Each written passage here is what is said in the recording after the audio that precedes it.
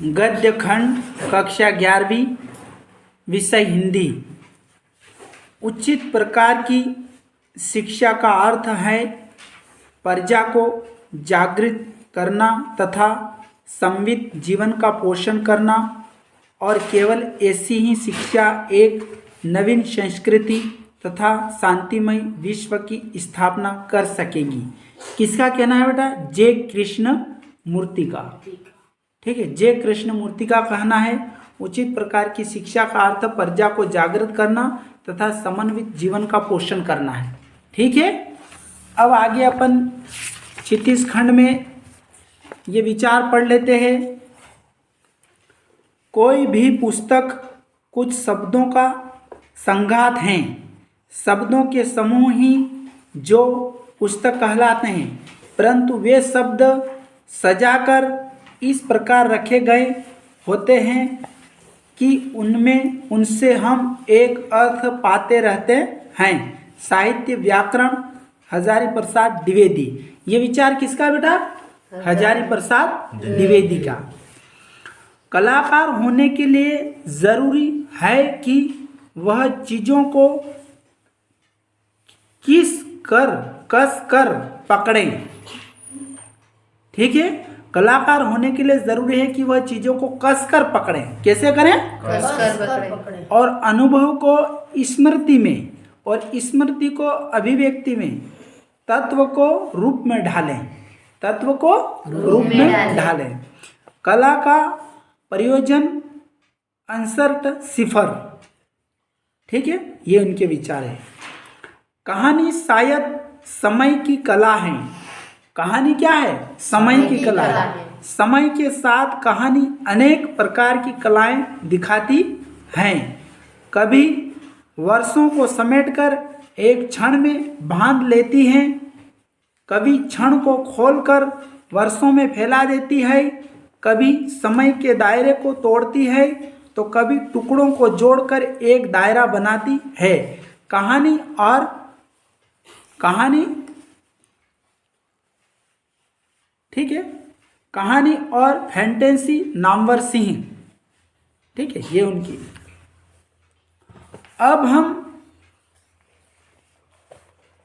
यहां देखते हैं, साहित्य वह जादू की लकड़ी है।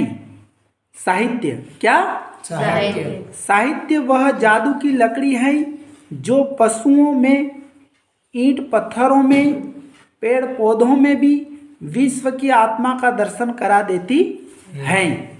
जीवन में साहित्य का स्थान। जो साहित्य है बेटा, क्या? साहित्य वह जादू की लकड़ी है। साहित्य कौन सा? जो आप पढ़ रहे हैं, गद्य पद्य, हिंदी, अंग्रेजी, संस्कृत, ये जो भाषाओं का अध्ययन कर रहे हैं, इसमें क्या है? साहित्य। साहित्य वह जादू की लकड़ी है जो पशुओं में, ईंट पत्थरों में, पेड़ पौधों में भी विश्व की आत्मा का दर्शन करा देती है। जीवन में साहित्य का स्थान। इसका जीवन में साहित्य का ये स्थान। अब ये कौन है बेटा? किसका चित्र है? प्रेमचंद जी का। किसका? प्रेमचंद जी। ये प्रेमचंद जी के चित्र है और इनकी जीवनी पढ़ेंगे तब आपको मालूम पड़ेगा, इनका जीवन परिचय जीवनी पढ़ेंगे तब इनको मालूम पड़ेगा कि इनका व्यक्तित्व क्या है और किस प्रकार है। ठीक है, हाँ। प्रेमचंद क्या है? प्रेमचंद। मूल नाम तुम्हारी परीक्षा में भी आ सकता है कि इनका मूल नाम क्या है, तो धनपत राय। हर आदमी का मूल नाम कुछ और होता है, कर्म के अनुसार उसका नाम बदल जाता है। जैसे तुमने स्वामी विवेकानंद का नाम सुना होगा, बचपन का नाम क्या था? क्या था?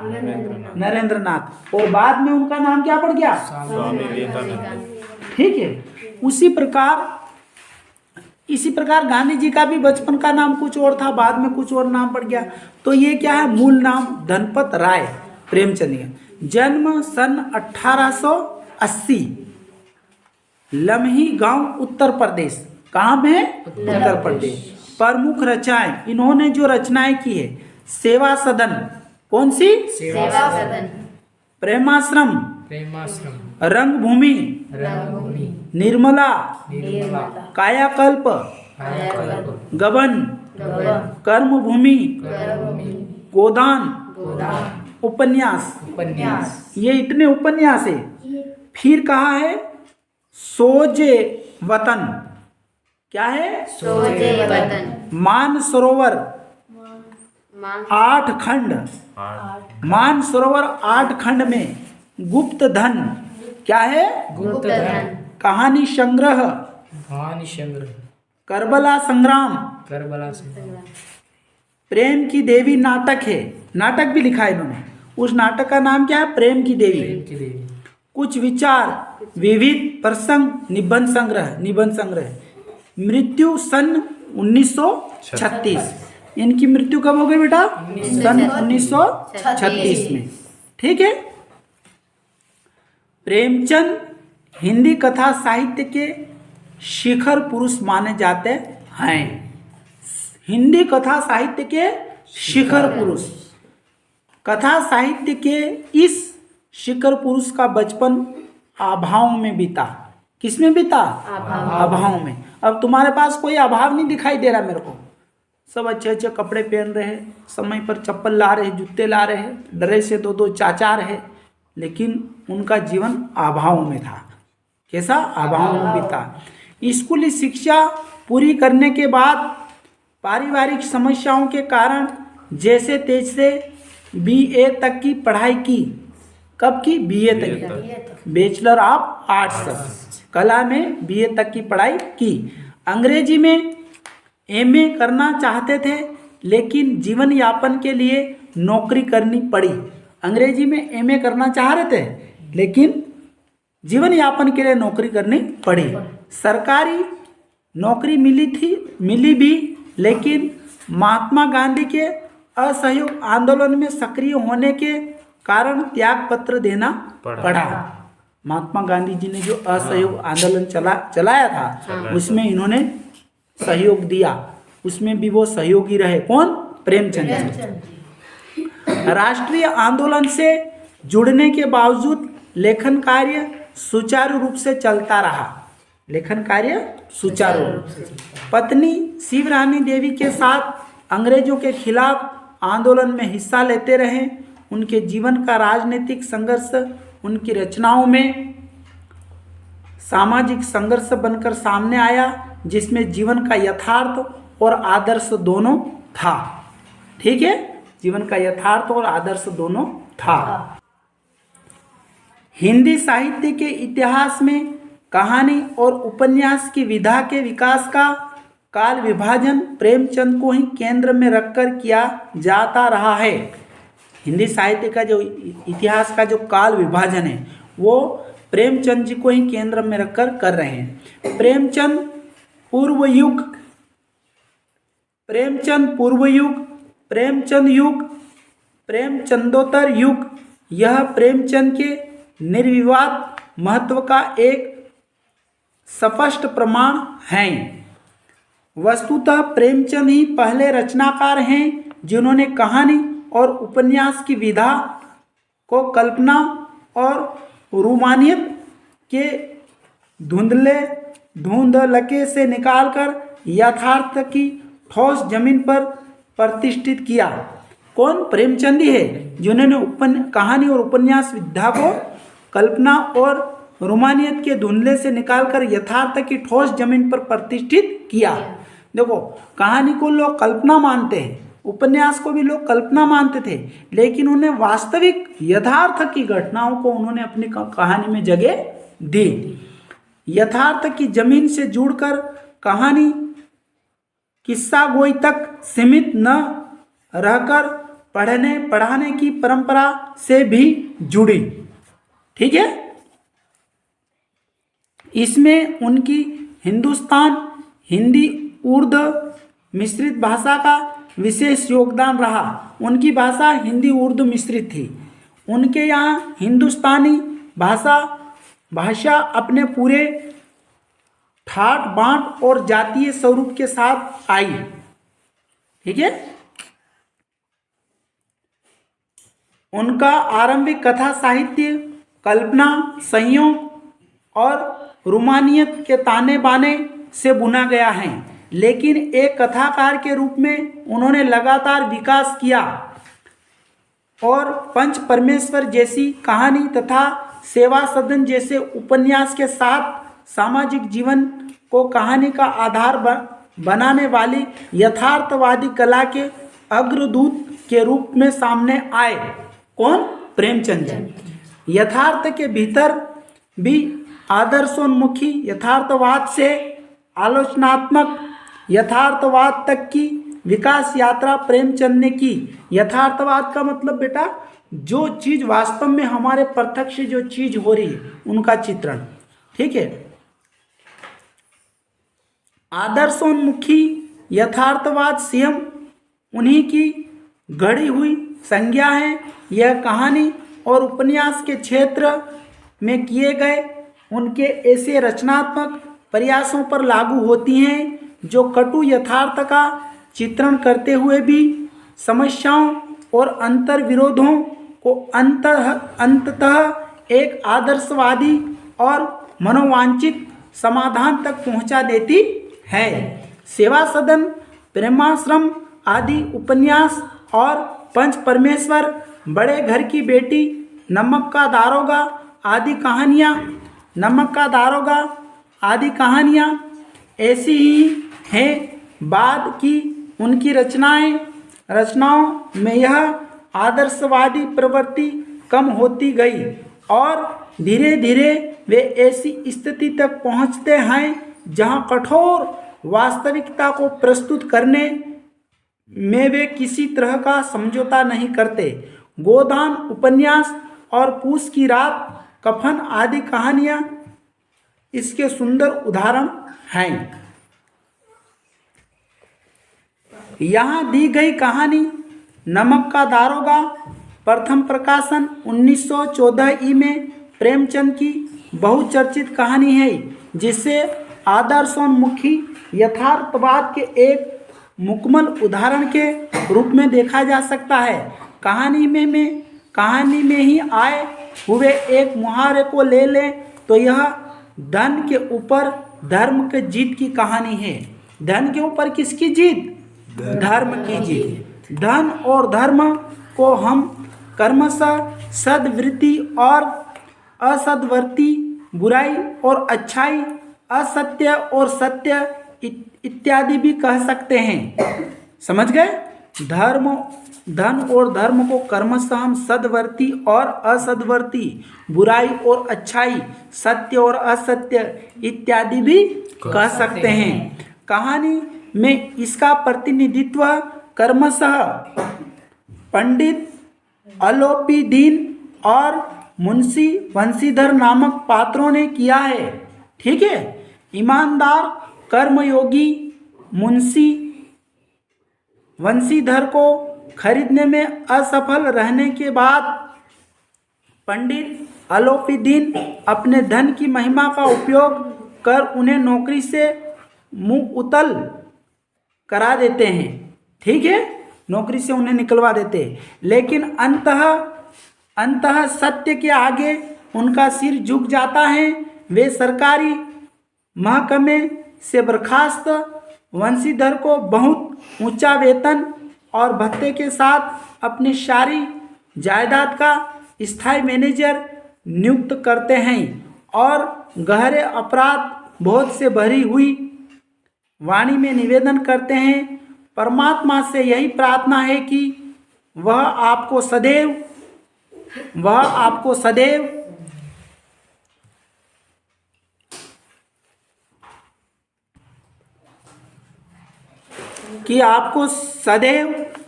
वही नदी के किनारे वाला बेमुरौत उद्दंड किंतु धर्मनिष्ठ दारोगा बनाए रखें। कहानी के इस अंतिम प्रसंग से पहले तक की समस्त घटनाएं प्रशासनिक और न्यायिक व्यवस्था में व्याप्त भ्रष्टाचार तथा उस भ्रष्टाचार की व्यापक सामाजिक स्वीकार्यता को अत्यंत साहसिक तरीके से हमारे सामने उजागर करती हैं। ईमानदार व्यक्ति के अभिमन्यु के समान निहत्थे और अकेले पढ़ते जाने की यथार्थ तस्वीर इस कहानी की बहुत बड़ी खूबी है। ठीक है बेटा, सरकारी तंत्र में ईमानदार व्यक्ति को काफ़ी परेशानी आती है, ये इस कहानी में बताया गया है। ठीक है बेटा, न्यायिक व्यवस्था और प्रशासनिक तंत्र में भ्रष्टाचारी की झलक इसमें मिली है इस कहानी में।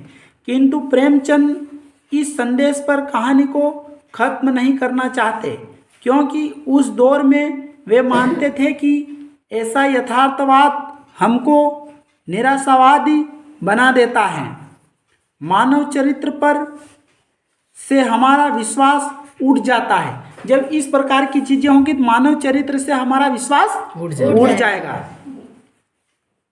हमको चारों तरफ बुराई नजर आने लगती है। उपन्यास शीर्षक निबंध से, इसीलिए कहानी का अंत सत्य की जीत के साथ होता है। कहानी का जो अंत होता है वो बेटा सत्य की जीत के साथ होता है।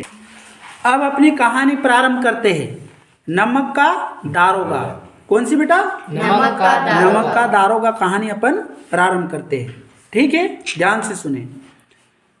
जब नमक का नया विभाग बना और ईश्वर प्रदत्त वस्तु के व्यवहार करने का निषेध हो गया। ईश्वर प्रदत्त वस्तु जो नमक है, ईश्वर प्रदत्त वस्तु हो गया तो लोग चोरी छिपे इसका व्यापार करने लगे। अनेक प्रकार के छल प्रपंचों का सूत्रपात हुआ। कोई धूस से काम निकालता था, कोई चालाकी से अधिकारियों के पो रहे थे। पटवारीगिरी का सर्वसम्मानित पद छोड़कर लोग इस विभाग की बरकंदाजी करते थे। समझ गए? जब नमक विभाग बना तो लोग दूसरी नौकरी छोड़ करके इस विभाग में आने के लिए सोच रहे थे। इसके दारोगा पद के लिए तो वकीलों का भी जी ललचाता था। ठीक है, वकील भी सोचते थे कि हम नमक का दारोगा बन जाएं। यह वह समय था जब अंग्रेजी शिक्षा और ईसाई मत को लोग एक ही वस्तु समझते थे। उस समय अंग्रेजी शिक्षा और ईसाई मत को लोग एक ही वस्तु समझते थे। फारसी का प्राबल्य था। प्रेम की कथाएं और श्रृंगार रस के काव्य पढ़कर हारसिंदा लोग सर्वोच्च पदों पर नियुक्त हो जाया करते थे। मुंशी वंशीधर भी जुल्लेखा की विरह कथा समाप्त करके मजनू और फरहाद के प्रेम वृत्तांत को, नल और नील की लड़ाई और अमेरिका के आविष्कार से अधिक महत्व की बातें समझते हुए रोजगार की खोज में निकले। समझ गए? उनके पिता एक अनुभवी पुरुष थे। समझाने लगे, बेटा घर की दुर्दशा देख रहे हो, ऋण के बोझ से दबे हुए हैं, लड़कियां हैं, वह घास फूस की तरह बढ़ती चली जाती हैं। मैं कगोर पर का वृक्ष हो रहा हूँ, न मालूम कब गिर पड़ूं। समझ में आया बेटा? कौन? मुंशी वंशीधर की जुल्लेखा, मतलब उनकी बात हो रही थी। अब तुम ही घर के मालिक मुख्तार हो, नौकरी में ओहदे की ओर ध्यान मत देना, यह तो पीर का मज़ार है। ओहदे मतलब उच्च पद की ओर ध्यान मत देना, जैसी भी नौकरी हो ले लेना। उनके पिताजी कह रहे, किसको? मुंशी वंशीधर को। निगाह चढ़ावे और चादर पर रखनी चाहिए। ऐसा काम ढूंढना जहाँ कुछ ऊपरी आय भी हो।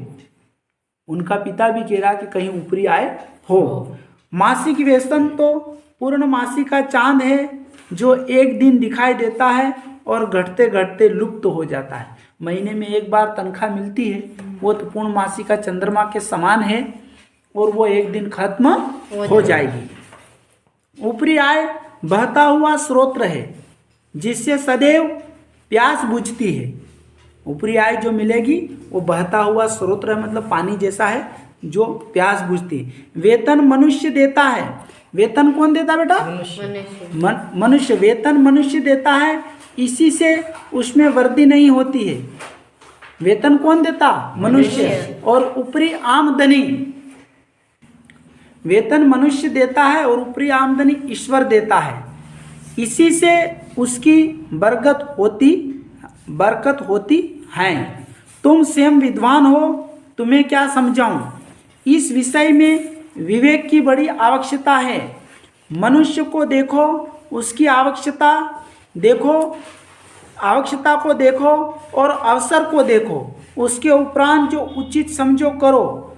गरज वाले आदमी के साथ कठोरता करने में लाभ ही लाभ है, लेकिन बेगरज को दांव पर पाना जरा कठिन है। इन बातों को निगाह में बांध लो, यह मेरी जन्म भर की कमाई है। ये सारी चीज कौन बता रहे हैं? मुंशी वंशीधर के पिता। वो भी ऐसा कह रहे हैं कि बेटा कहीं ऊपरी कमाई हो वहां से निकालते रहो। वेतन तो मनुष्य देता है और ऊपरी कमाई ईश्वर देता है। देखो भगवान देता है। लोग ऐसा सोचते हैं कि ऊपरी कमाई कौन देता है? भगवान देता है। जो ऊपरी कमाई किसको कहते हैं? जो भ्रष्टाचार की कमाई है। समझ गए? जो भ्रष्टाचार की कमाई है उसको क्या कहते हैं? ऊपरी कमाई। समझ गए? पुलिस विभाग में, राजस्व विभाग में, सारी जगह जो लोग कहते हैं कि इसमें बहुत ऊपरी इनकम है, तो उसको ये कहानी के माध्यम से लेखक कहना चाहता है प्रेमचंद जी के ऊपरी कमाई ईश्वर का देने। लोगों की ऐसी धारणा थी उस वक्त। ठीक है बेटा, जरा कठिन है। हाँ, इस उपदेश के बाद पिताजी ने आशीर्वाद दिया। वंशीधर आज्ञाकारी पुत्र थे। ये बातें ध्यान से सुनी और तब घर चल खड़े हुए। इस विस्तृत संसार में उनके लिए धैर्य अपना मित्र है। इस विस्तृत संसार में उनके लिए धैर्य अपना मित्र है, बुद्धि अपनी पथ प्रदर्शक है और आत्मा अवलंबन ही अपना सहायक था। किनका? मुंशीधर जी। वो कह रहे थे कि धैर्य मेरा मित्र है। कौन सा? धैर्य। बुद्धि अपनी पथ प्रदर्शक है और आत्मावलंबन ही अपना सहायक था। लेकिन अच्छे शकुन से चले थे। जाते ही जाते नमक विभाग के दारोगा पद पर प्रतिष्ठित हो गए। कहाँ पर? नमक विभाग के दारोगा पर प्रतिष्ठित हो गए। वेतन अच्छा और ऊपरी आय का तो ठिकाना ही न था। भाई नमक के दारोगा, ऊपरी आय का। वृद्ध मुंशी जी को सुख समाद मिला तो फूले न समाए। महाजन कुछ नरम पड़े। कलवार की आशा लता लहलहाए। पड़ोसियों के हृदय में सुन उठने लगे।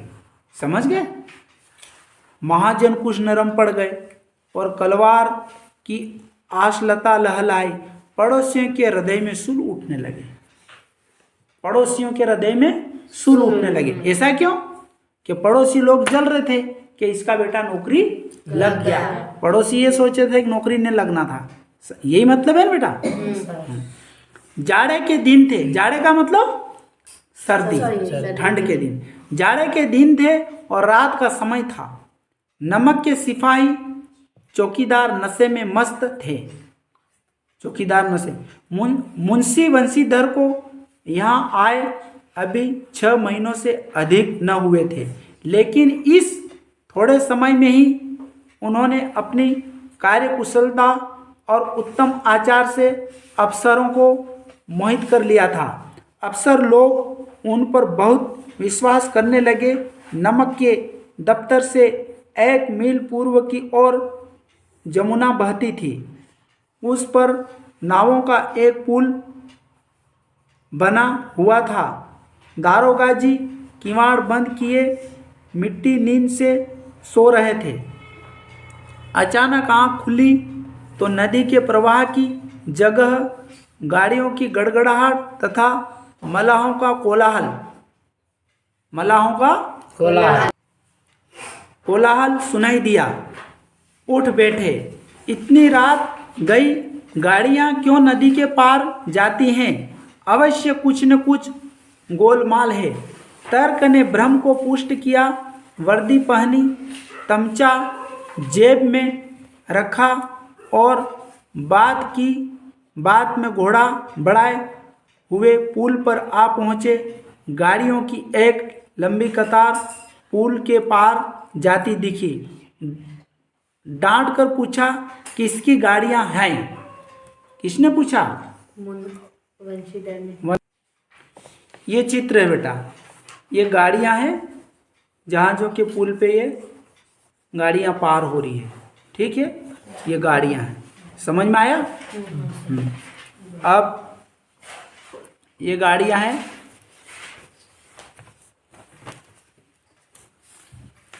थोड़ी देर तक सन्नाटा रहा। थोड़ी देर तक सन्नाटा। आदमियों में कुछ कानाफूसी हुई। तब आगे वाले ने कहा, पंडित अलौफीदीन की। ये गाड़ियां किसकी है? पंडित अलौफीदीन। अलौफीदीन की। कौन पंडित अलौफीदीन? दातागंज के। क्या बोला? दातागंज के। मुंशी वंशीधर चौंके।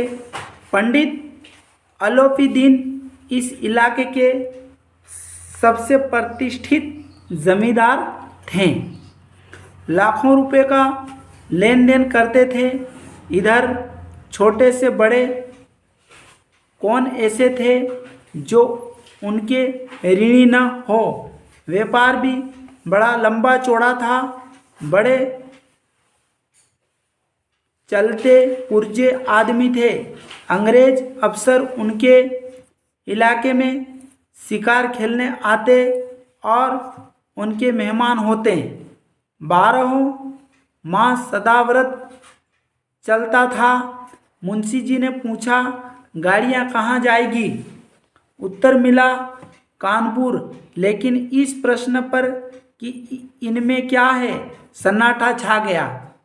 दारोगा साहब का संदेह और भी बड़ा कुछ।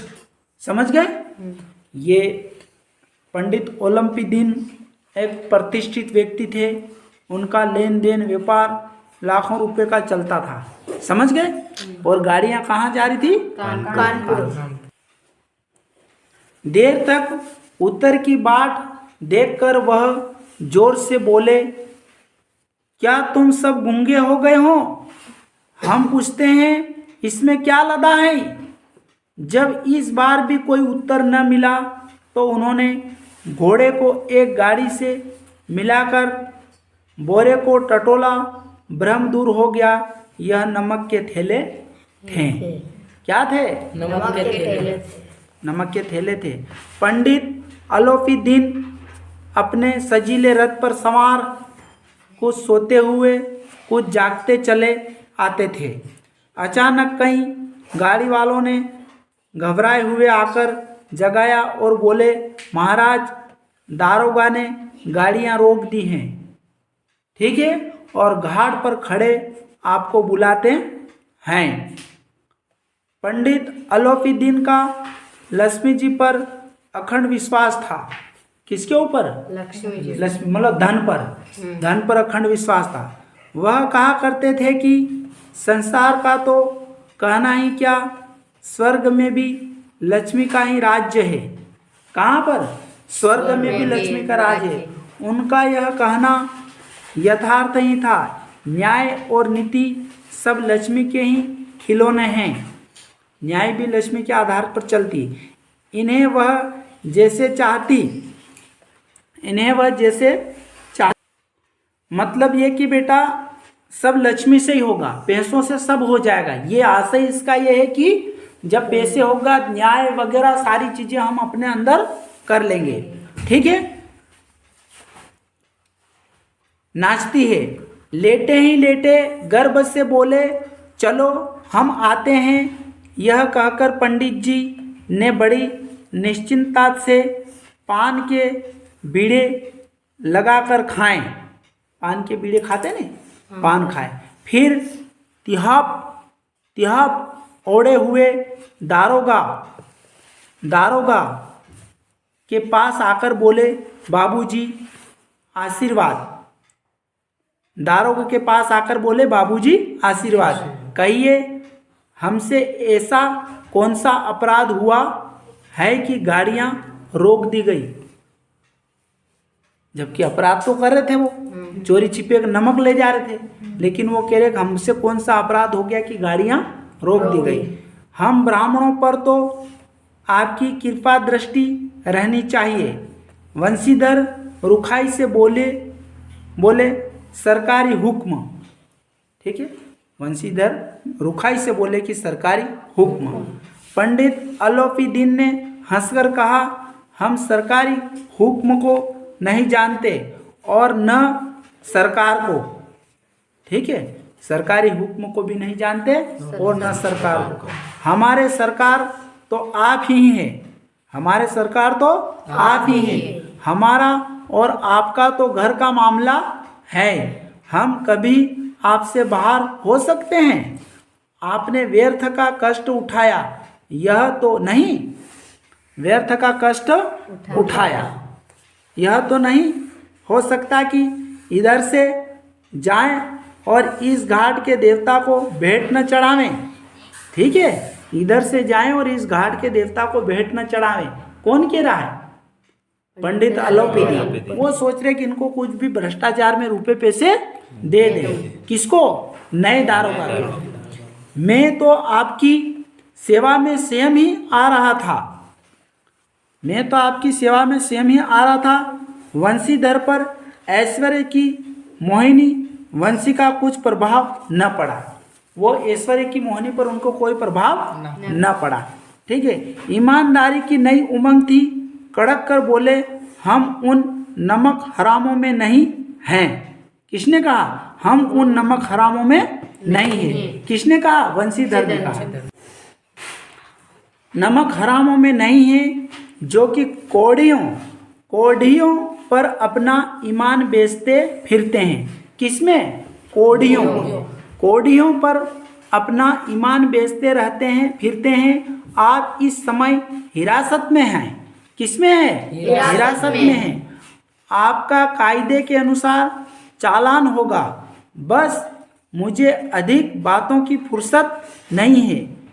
जमादार बदलू सिंह, तुम इन्हें हिरासत में ले चलो, मैं हुक्म देता हूँ। ठीक है, ये किसने? मुंशी वंशीधर ने कहा कि मैं कोड़ियों पर अपना ईमान बेचने वाला आदमी नहीं हूँ। ठीक है, और मुझे अधिक बातों के लिए फुर्सत नहीं है। जमादार बदलू सिंह से कहा कि इनको हिरासत में ले लो। पंडित अलोपीदीन स्तंभित हो गए। गाड़ी वाहनों में हलचल मच गई। पंडित जी के जीवन में कदाचित यह पहला ही अवसर था कि पंडित जी को यह ऐसी कठोर बातें सुननी पड़ी। समझ गए? बदलू सिंह आगे बढ़ा, किंतु रोब के मारे यह साहस न हुआ कि उनका हाथ पकड़ सकें। पंडित जी ने धर्म को धन का ऐसा निरादर करते कभी न देखा था। समझ गए? धर्म को धन का ऐसा निरादर करते हुए कभी नहीं देखा था। समझ गए? मतलब सत्य और असत्य की बात आ गई। विचार किया, यह अभी उद्दंड लड़का है, माया मोह के जाल में अभी तक नहीं पड़ा है। समझ गए? अलहड़ हैं, झिझकता है। बहुत दीन भाव से बोले, बाबू साहब ऐसा न कीजिए, हम मिट जाएंगे। बाबू साहब ऐसा न कीजिए, हम मिट जाएंगे, इज्जत धूल में मिल जाएगी। हमारा अपमान करने से आपके हाथ क्या आएगा? समझ गए? हम किसी तरह आपसे बाहर थोड़े ही हैं। कौन कह रहे? पंडित ओलंपिक। वंशीधर ने कठोर स्वर में कहा, हम ऐसी बातें नहीं सुनना चाहते।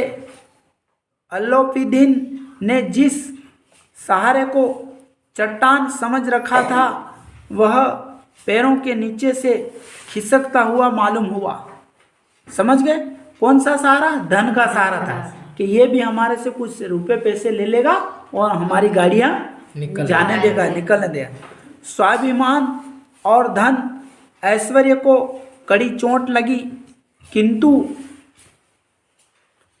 स्वाभिमान और ऐश्वर्य को कड़ी चोट लगी,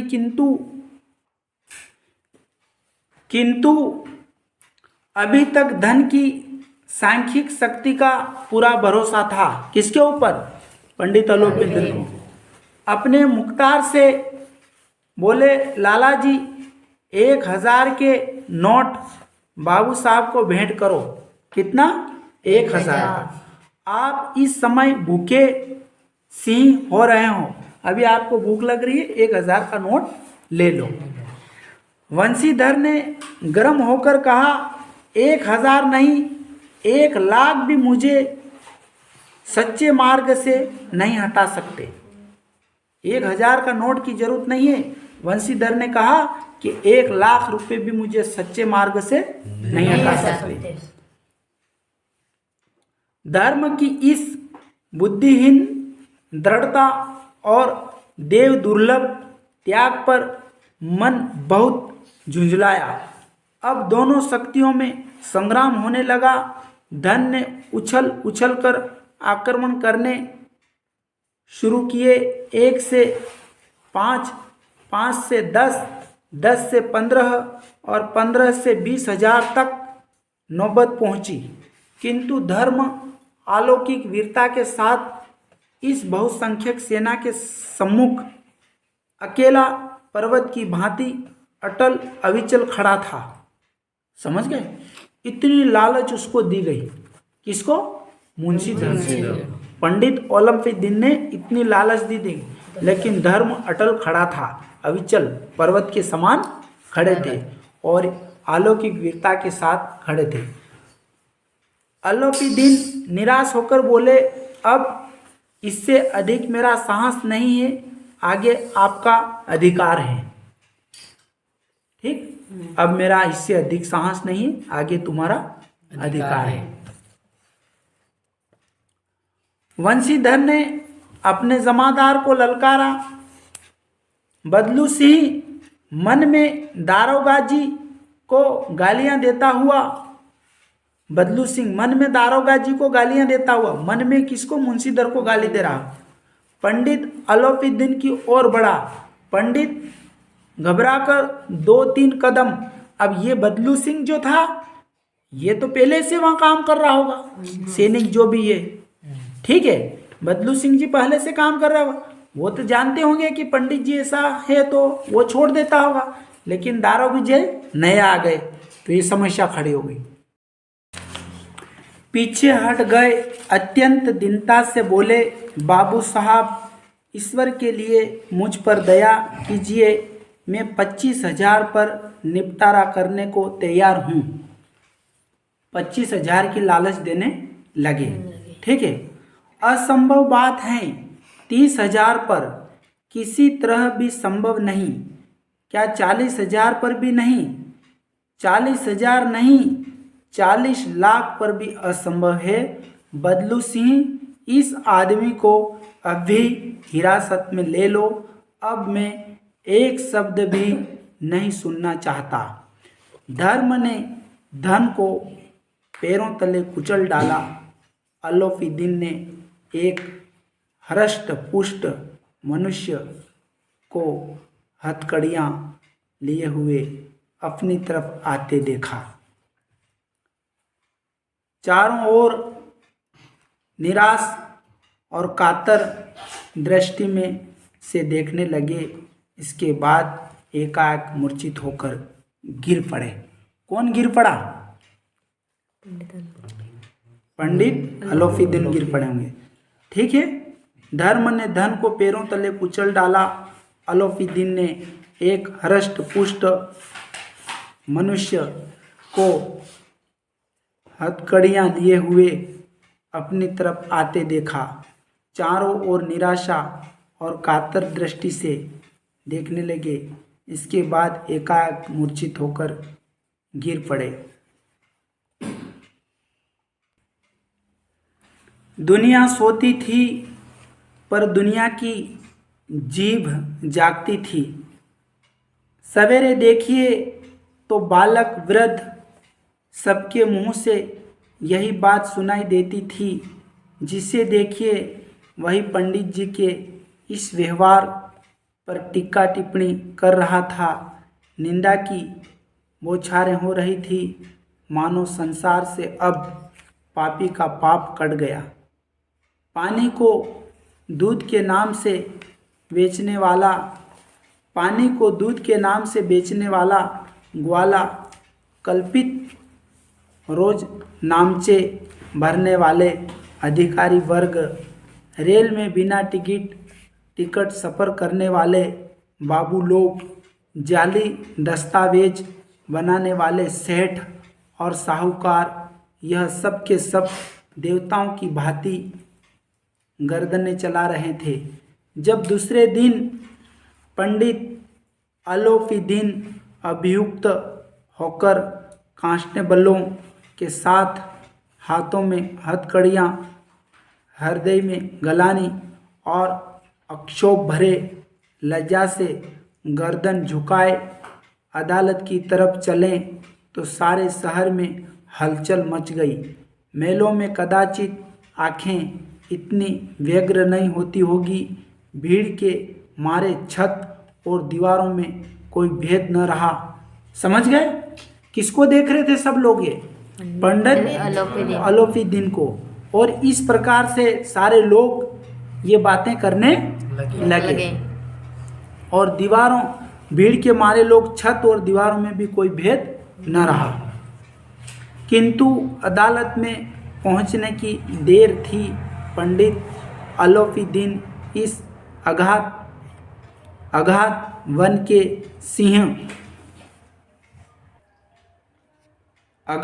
के सिंह थे। अधिकारी वर्ग, उनके भक्त, अमले, उनके सेवक, वकील, मुख्तार, उनके आज्ञापालक और अर्दली, चपरासी तथा चौकीदार तो उनके बिना माल के गुलाम थे। उन्हें देखते ही लोग चारों तरफ से दौड़े। सभी लोग विस्मित हो रहे थे, इसलिए नहीं कि अलोपीदीन ने क्यों यह कर्म किया, बल्कि इसलिए कि वह कानून के पंजे में कैसे आए। समझ गए? सभी लोगों को ये लग रहा था कि अलोपीदीन कभी भी कानून के पंजे में नहीं आ सकते। लोग यूं कह रहे थे कि वह कानून के पंजे में कैसे आ गए। ऐसा मनुष्य जिसके पास असाध्य साधन करने वाला धन और अनन्य वाचलता हो, वह क्यों कानून के पंजे में आए। प्रत्येक मनुष्य उनसे सहानुभूति प्रकट करता था। बड़ी तत्परता से इस आक्रमण को रोकने के निमित्त वकीलों की एक सेना तैयार की गई। न्याय के मैदान में धर्म और धन में युद्ध ठन गया। किसमें? न्याय के मैदान में। वहां भी धर्म और धन में युद्ध ठन गया।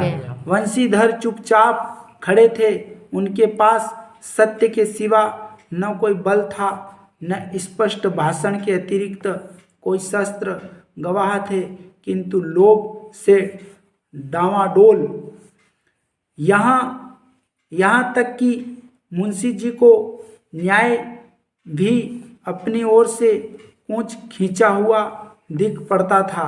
वह न्याय का दरबार था, परंतु उसके कर्मचारियों पर पक्षपात का नशा छाया हुआ था। न्याय में भी पक्षपात था, किंतु पक्षपात और न्याय का क्या मेल। जहाँ पक्षपात हो वहाँ न्याय की कल्पना भी नहीं की जा सकती। जहाँ पक्षपात हो वहाँ न्याय की कल्पना नहीं हो सकती। न्याय वहां सही हो सकता है जहां किसी भी प्रकार का पक्षपात न हो। मुकदमा शीघ्र ही समाप्त हो गया। डिप्टी मजिस्ट्रेट ने अपनी मुकदमा शीघ्र ही समाप्त हो गया। डिप्टी मजिस्ट्रेट ने अपनी ताजवीज में लिखा, पंडित अलौफुद्दीन के विरुद्ध दिए गए प्रमाण निर्मूल और भ्रामक हैं। समझ में आया? मतलब गलत है, इस आदमी ने कोई नमक की चोरी वोरी नहीं की। समझ गए? क्या निर्मूल और भ्रामक है। ये कहाँ पर हो गया? न्यायालय में, जहाँ न्याय होना चाहिए वहाँ ये हो गया। वह एक बड़े भारी आदमी हैं, यह बात कल्पना के बाहर है कि उन्होंने थोड़े लाभ के लिए ऐसा दुस्साहस किया हो। यद्यपि नमक के दारोगा मुंशी वंशीधर का अधिक दोष नहीं है, लेकिन यह बड़े खेद की बात है कि उनकी उद्दंडता और विचारहीनता के कारण एक भले मनुष्य को कष्ट झेलना पड़ा। समझ गए? मजिस्ट्रेट ने भी ऐसा बोल दिया। हम प्रसन्न हैं कि वह अपने काम से सजग है और सचेत रहता है, किंतु नमक से मुकदमे की बढ़ी हुई नमक हलाली ने उसके विवेक और बुद्धि को भ्रष्ट कर दिया। भविष्य में उसे होशियार रहना चाहिए। उल्टा किसको दबा रहे? मुंशी वंशीधर को। न्यायालय में ऐसी बात कही गई। वकीलों ने यह फैसला सुना और उछल पड़े। पंडित अलौफुद्दीन मुस्कुराते हुए बाहर निकले। सज्जन बांधवों ने रुपयों की लूट की। उदारता का सागर उमड़ पड़ा। उनकी लहरों ने अदालत की नींव तक हिला दी। जब वंशीधर बाहर निकले तो चारों ओर से उनके ऊपर व्यंग्य बाणों की वर्षा होने लगी। चपरासियों ने झुक झुक कर सलाम किए, किंतु इस समय एक एक कटु वाक्य, एक एक संकेत उनकी गर्वाग्नि को प्रज्वलित कर रहा था। कदाचित इस मुकदमे में सफल होकर वह इस तरह अकड़ते हुए न चलते। आज उन्हें संसार का एक खेदजनक विचित्र अनुभव हुआ। न्याय और विद्वता, लंबी चौड़ी उपाधियाँ, बड़ी बड़ी दाढ़ियाँ और ढीले चोगे एक भी सच्चे आदर के पात्र नहीं है। यह आज मुंशी वंशीधर को पता चला कि न्याय के क्षेत्र में भी इस प्रकार की चीजें हो रही है। सत्य वहां हारता हुआ दिखाई दिया। वंशीधर ने धन से बेरमोल ले लिया था। किससे? धन से। वंशीधर ने धन से बेरमोल लिया था। उसका मूल्य चुकाना अनिवार्य था। कठिनता से 1 सप्ताह बीता होगा कि मुँह तली का परवाना आ पहुंचा। कार्य प्राणायाता का दंड मिला। बेचारे भग्न हृदय शोक और खेद से व्यथित घर को चले। बूढ़े मुंशी जी तो पहले ही से कूड़ बुड़ा रहे थे कि चलते चलते इस लड़के को समझाया था, लेकिन इसने एक न सुनी, सब मनमानी करता है। हम तो कलवार और कसाई के तगादे सहे हैं। बुढ़ापे में भगत बनकर बैठे हैं और वहाँ बस वही सुखी। तनख्वाह हमने भी तो नौकरी की है और कोई ओहो देदार नहीं थे, लेकिन काम किया। दिल खोलकर किया और आप ईमानदार बनने चले हैं। घर में चाहे अंधेरा हो, मस्जिद में अवश्य दिया जलाएंगे। घर में चाहे अंधेरा हो लेकिन मस्जिद में अवश्य दिया जलाएंगे। खेत ऐसी समझ पर पढ़ना लिखना सब अकारत गया। इसके थोड़े ही दिनों बाद जब मुंशी वंशीधर इस दुरावस्था में घर पहुँचे और बूढ़े पिताजी ने समाचार सुना तो सिर पीट लिया। बोले, जी चाहता है कि तुम्हारे और अपना सिर फोड़ लूं। बहुत देर तक पछता कर हाथ मलते रहे। क्रोध में कुछ कठोर बातें भी कही और यदि वंशीधर वहाँ से टल न जाते तो अवश्य ही यह क्रोध विकट रूप धारण करता। समझ गए? उनका जो पिताजी मुंशी वंशीधर से कह रहा कि मैंने तेरे को पहले कितना समझाया था कि तू जैसा लोग कर रहे वैसा करते चले जाना, तू भी भ्रष्टाचारी करना, लेकिन उसने वैसा नहीं किया तो आज नौकरी से हाथ धोना पड़ा। वरदा माता को भी दुख हुआ। जगन्नाथ और रामेश्वर यात्रा की कामनाएं मिट्टी में मिल गई। वो चाहते थे कि हम जगन्नाथ और रामेश्वर की यात्रा करेंगे।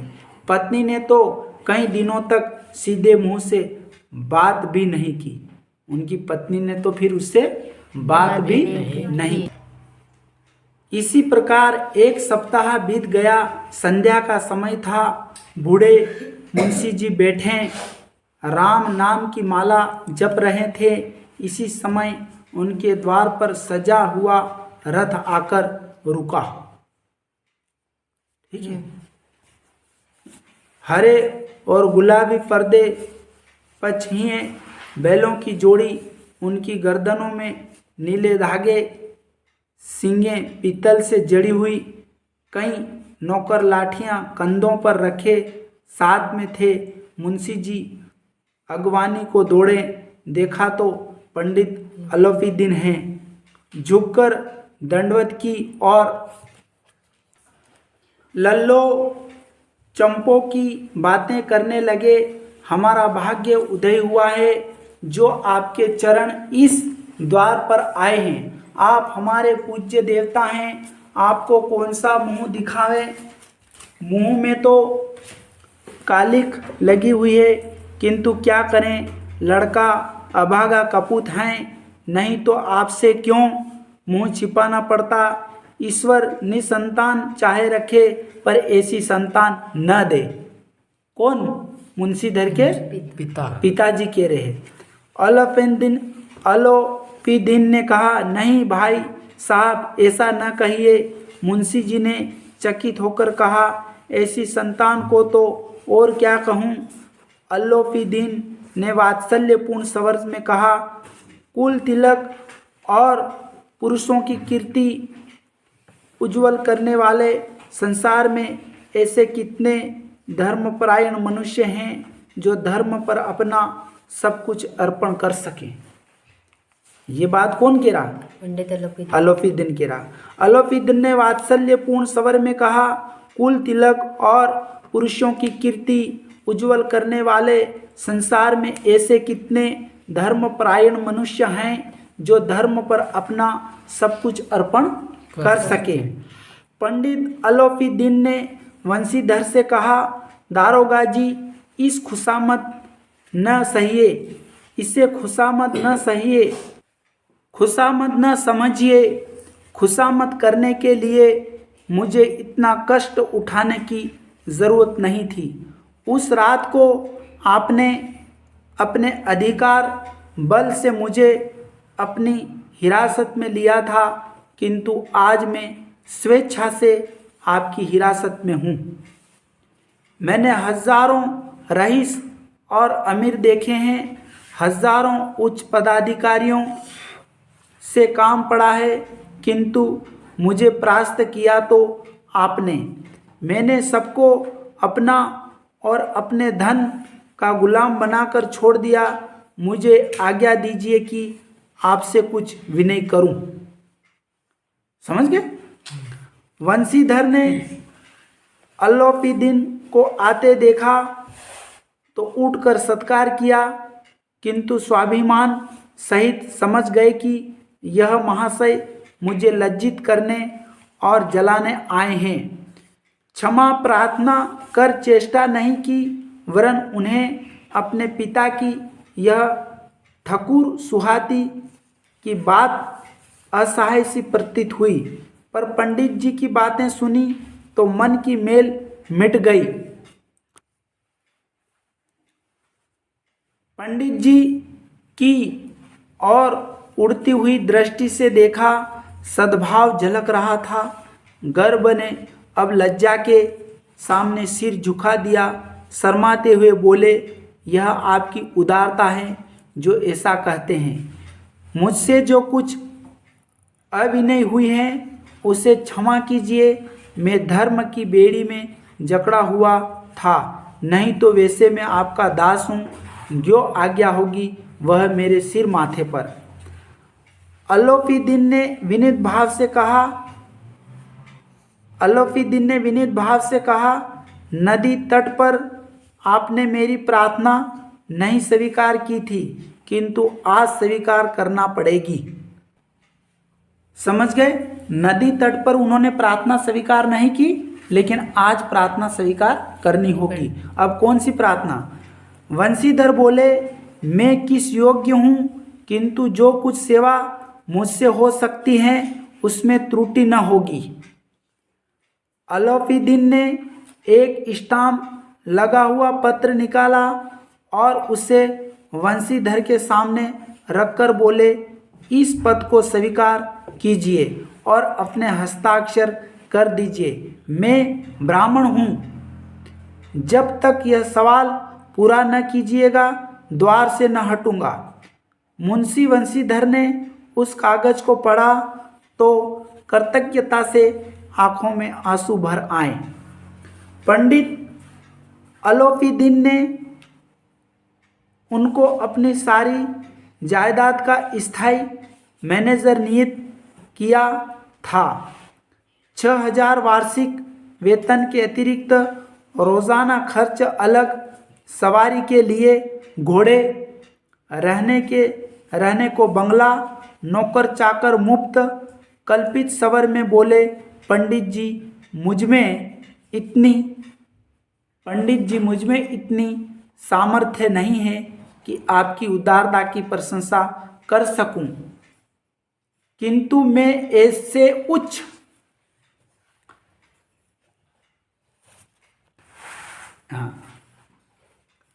पद के योग्य नहीं हूं। अलोफीदीन हंसकर बोले, मुझे इस समय एक अयोग्य मनुष्य की ही जरूरत है। वंशीधर ने गंभीर भाव से कहा, यों मैं आपका दास हूँ। आप जैसे कीर्तिवान सज्जन पुरुष की सेवा करना मेरे लिए सौभाग्य की बात है, किंतु मुझमें न विद्या है, न बुद्धि है, न वह स्वभाव है जो इस त्रुटियों की पूर्ति कर देता है। ऐसे महान कार्य के लिए एक बड़े मर्मज्ञ अनुभवी मनुष्य की जरूरत है।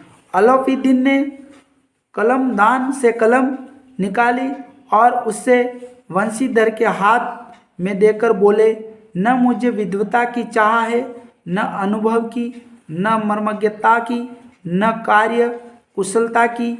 इन गुणों के महत्व का परिचय खूब पा चुका हूँ। अब सौभाग्य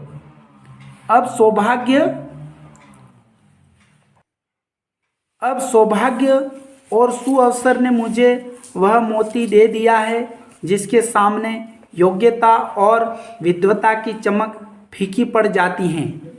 यह कलम लीजिए, अधिक सोच विचार न कीजिए, दस्तखत कर दीजिए। परमात्मा से यही प्रार्थना है कि वह आपको सदैव वही नदी के किनारे वाला बेमुँह रौद उद्दंड कठोर परंतु धर्मनिष्ठ दारोगा बनाए रखें। वंशीधर की आंखें डबडबा आई का मतलब आंसू आने लग गए। हृदय के संकुचित पात्र में इतना आसान न समा सका। एक बार फिर पंडित जी की ओर भक्ति और श्रद्धा की दृष्टि से देखा और कांपते हुए हाथ से मैनेजरी के कागज पर हस्ताक्षर कर दिए। अल्लाउद्दीन ने प्रफुल्लित होकर उन्हें गले से लगा लिया। ठीक है बेटा, कैसा रहा? बहुत अच्छा। धर्म, सत्य, असत्य और न्याय की व्यवस्था सारी चीज़ें देखी। फिर पंडित अल्लाउद्दीन भी इस बात को समझ गए और सारी संपत्ति का मैनेजर मुंशी बंशीधर को बना दिया। देखो, ये ऐसी व्यवस्था का चित्रण इस नमक के दारोगा कहानी में लेखक के द्वारा किया गया। चलो, यह कंटेंट आपको कैसा लगा? अच्छा लगा। अपन अगले कंटेंट में इसके प्रश्न उत्तर समझने का प्रयास करेंगे। आज की क्लास में इतना ही। धन्यवाद।